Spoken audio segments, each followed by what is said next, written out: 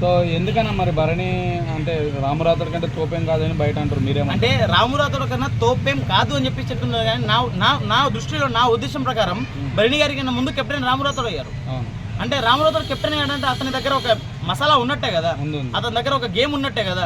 అట్లాంటి గేమ్ ఉన్నప్పుడు రామురాథోడ్ భరణి కన్నా పెద్ద తోపు కాదని మీరు చెప్తున్నారు, తోపు అని నేను చెప్తున్నాను. అంతే తేడా. ఎందుకంటే ఈ రోజు అంటే ఇప్పుడు వరకు ఫస్ట్ సీజన్ నుంచి ఇప్పుడు దాకా గెలిచిన వాళ్ళు ఎవరు బిగ్ బాస్ లో బాండింగ్స్ అనే వాటిలో చాలా దూరంగా ఉన్న వాళ్ళే, ఇంక్లూడింగ్ పల్లె ప్రశాంత్ కూడా శివన్న దేశ్ సపోర్టే తీసుకున్నాడు. కానీ అలా నాన్న అన్న అనే బాండింగ్స్ తో పెంచుకొని గెలిచిన వాళ్ళు ఎవరూ లేరు. నేను నా ఉద్దేశం ప్రకారం ఇలా బాండింగ్స్ పెట్టుకుంటూ వెళ్తే మేబీ లాస్ట్ వరకు సేఫ్ గేమ్ ఆడవచ్చేమో, మేబీ 10th వీక్లో లేకుంటే 9th వీక్లోనే వెళ్ళిపోవచ్చేమో. కానీ ఇలా బాండింగ్స్ పెట్టుకుంటూ గేమ్ గెలిచే అవకాశం లేదు. కాబట్టి నేను గట్టిగా మాట్లాడేది ఏంటంటే బాండింగ్స్ పెట్టుకోవడం కరెక్ట్ కాదు. అలాగనే ఆయేషా కూడా వచ్చింది, బాండింగ్స్ తెంపుతా అని చెప్పింది, బరాబర్ తెంపింది. ఇదే రామురాథోడ్ ఎంత కొంత స్ట్రగుల్ అవుతున్నాడు అంటే ఆయన ఇచ్చిన ప్రోత్సాహం అని బయట కూడా అంటారు. భరణి సపోర్ట్ ఓకే బ్రో, అంటే ఇప్పుడు సపోర్ట్ ఇచ్చారు కదా అని చెప్పేసి అన్న నేను వెళ్ళిపోతానా, నువ్వు ఆడుకో అన్న అని చెప్పేసి వదిలి వెళ్ళిపోలేడు కదా. అలాగే ఇతను వెళ్ళిపోయాడు పెద్ద తరహాలో, మరి అలాగే కదా. పెద్ద తరహా ఇతను వెళ్ళిపోవడం కాదు, జనాలు పంపించారు కదా, జనాలు పంపించడం వల్ల వెళ్ళిపోయాడు. కానీ సొంతంగా వెళ్ళిపోలేదు. ఇమాన్యుల్ జస్ట్ పవర్ అస్త్ర అతని మీద యూజ్ చేశాడు.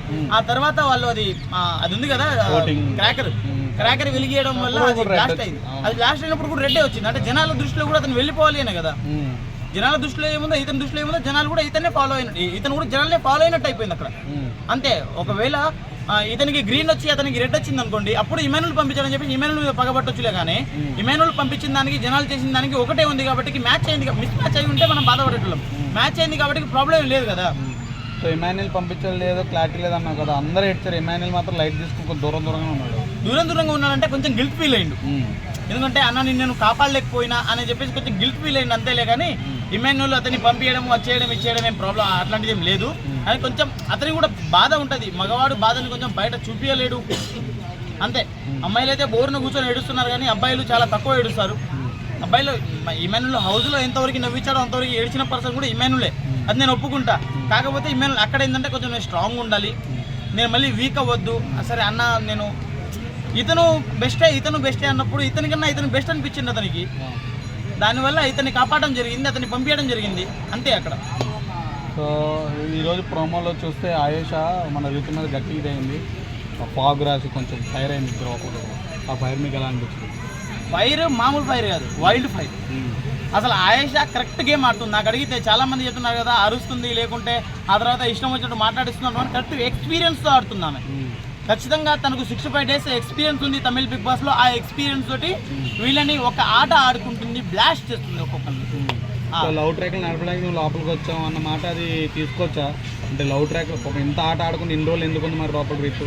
ఖచ్చితంగా లవ్ ట్రాక్ నడిపిస్తుంది బ్రో. నెక్స్ట్ వీక్ ఒకవేళ ఆమె కానీ నెక్స్ట్ వీక్లో ఎలిమినేషన్కి వస్తే మాత్రం ఖచ్చితంగా వెళ్ళిపోయే ఛాన్సెస్ ఎక్కువ.